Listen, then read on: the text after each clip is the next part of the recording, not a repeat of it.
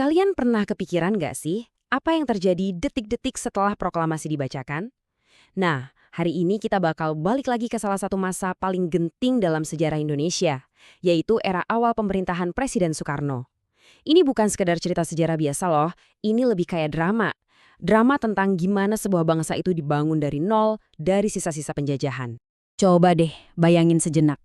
Kita baru aja proklamasi kemerdekaan. Belum punya pemerintahan, belum ada tentara yang solid, dan musuh masih ada di depan mata. Kira-kira langkah pertama yang bakal kita ambil apa ya? Pertanyaan raksasa inilah yang harus dijawab oleh para pendiri bangsa kita. Yuk, kita telusuri bareng-bareng jawaban mereka. Oke, jadi ini dia peta perjalanan kita. Kita mulai dari semangat kemerdekaan, terus lihat gimana fondasi politik pertama kali dibangun, tapi ceritanya nggak mulus, ada krisis. Nanti kita lihat juga dampaknya ke ekonomi rakyat, gimana tekanan dari dunia luar, dan yang paling penting, pelajaran apa yang bisa kita ambil dari semua ini.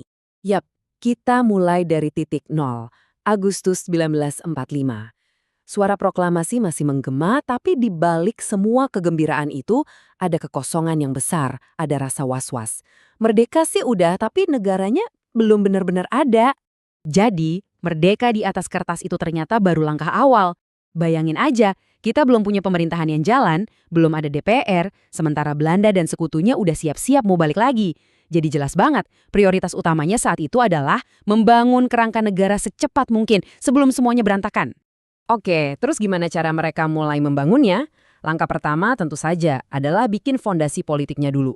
Nah, fase ini tuh penuh dengan eksperimen dan ya coba-coba. Langkah konkret pertama yang penting banget adalah pembentukan KNIP. Anggap aja ini cikal bakal DPR kita. Tugasnya ada dua, bantu presiden sekaligus jadi corong suara rakyat. Ini sinyal yang kuat loh, kalau dari awal Indonesia itu maunya jadi negara demokratis, bukan negara yang dipimpin satu orang aja. Nah, setelah itu Indonesia mencoba sistem yang namanya demokrasi liberal.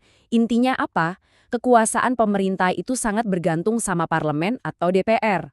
Kebebasan ngomong, kebebasan berpendapat itu dijunjung tinggi banget. Tapi, ternyata ada tapinya. Biar jelas, di sistem ini ada pembagian peran. Presiden Soekarno itu posisinya sebagai kepala negara, simbol pemersatu bangsa. Tapi yang benar-benar menjalankan pemerintahan sehari-hari itu adalah Perdana Menteri. Dan Perdana Menteri inilah yang bertanggung jawab langsung ke DPR, bukan ke Presiden. Sayangnya, kebebasan politik yang baru aja didapat ini ibarat pedang bermata dua. Bukannya bikin negara jadi solid, fondasi politik kita malah goyah karena para pemimpinnya sendiri saling sikut. Coba bayangin, satu ruangan isinya puluhan kelompok, masing-masing punya ideologi dan kepentingan yang beda-beda, dan semuanya rebutan jadi yang paling berkuasa. Nah, kayak gitulah kira-kira gambaran parlemen kita waktu itu. Persaingannya ketat dan tajam banget. Terus, apa dampaknya? Nah, angka ini nunjukin semuanya.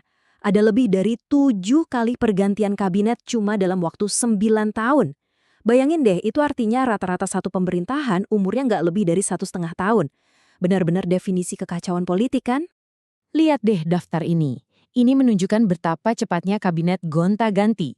Seorang menteri mungkin baru mulai bikin rencana kerja, kabinetnya udah bubar. Akibatnya fatal banget, nggak ada satupun program jangka panjang yang bisa jalan. Semuanya kayak balik ke nol lagi dan lagi. Dan ya, inilah inti masalahnya. Sementara para politisi di Jakarta sibuk saling menjatuhkan, urusan yang paling penting, yaitu kesejahteraan rakyat dan pembangunan bangsa, jadi sama sekali terbengkalai. Oke, sekarang kita geser fokusnya. Kita tinggalin dulu drama politik di ibu kota dan kita lihat langsung gimana dampaknya ke kehidupan orang banyak. Masalah terbesar yang dirasakan langsung oleh rakyat itu inflasi. Gampangnya gini, nilai uang yang mereka pegang itu makin lama makin gak ada artinya. Harga beras, gula, minyak, semuanya naik gila-gilaan dan hidup jadi makin susah. Kenapa bisa begitu? Penyebabnya ada beberapa. Pertama, ekonomi yang kita warisi dari zaman kolonial itu rapuh banget. Kedua, biaya perang buat mempertahankan kemerdekaan itu luar biasa besar. Dan ketiga, ya, sistem keuangan negara kita sendiri waktu itu belum rapi. Nah, biar gampang bayanginnya, gini deh. Dulu, mungkin uang Rp100 itu bisa buat beli sekarung beras. Tiba-tiba dengan uang yang sama, cuma dapat semangkuk kecil aja. Ini bukan cuma statistik ya. Ini kenyataan pahit yang dialami jutaan keluarga Indonesia setiap harinya. Selain masalah perut, ada juga tantangan di bidang pendidikan dan infrastruktur. Kebanyakan orang masih buta huruf. Sekolah dan guru jumlahnya sedikit sekali. Terus, jalan dan jembatan banyak yang hancur karena perang. Semua masalah ini saling nyambung dan bikin pembangunan negara jadi lambat banget. Seolah-olah masalah di dalam negeri belum cukup, Indonesia yang baru lahir ini juga harus pintar-pintar menghadapi tekanan dari panggung dunia yang lagi panas-panasnya waktu itu. Jadi, waktu itu dunia lagi kebelah jadi dua kubu besar. Ada blok barat yang dipimpin Amerika Serikat dengan ideologi kapitalisnya, dan ada blok timur yang dipimpin Uni Soviet dengan ideologi komunisnya. Dua-duanya ini saling berebut pengaruh. Dan negara baru kayak Indonesia ini dipaksa-paksa buat milih mau ikut siapa. Di tengah-tengah tekanan itu, Indonesia ngambil sikap yang cerdas dan keren banget. Politik luar negeri bebas aktif. Bebas artinya kita nggak mau memihak kubu manapun. Aktif artinya kita ikut berusaha menciptakan perdamaian dunia. Ini adalah cara Indonesia buat bilang, "Hei, kami negara berdaulat." Nah, setelah kita lihat semua jatuh bangunnya tadi, sekarang mari kita coba tarik benang merahnya. Pelajaran apa sih yang bisa kita ambil dari perjuangan di masa-masa awal ini? Oke, kita rangkum sedikit ya. Jadi pemerintahan kita dibangun dari nol, dimulai dari KNIP, terus sistem demokrasi liberal yang dicoba ternyata malah bikin politik nggak stabil.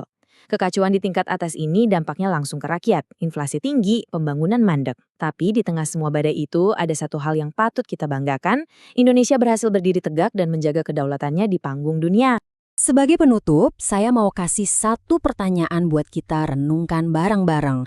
Kita udah lihat gimana konflik politik di masa lalu itu ujung-ujungnya menyengsarakan rakyat. Pertanyaannya adalah, seberapa relevan pelajaran mahal ini untuk kondisi Indonesia sekarang? Nah, itu bahan pikiran buat kita semua. Terima kasih sudah menyimak.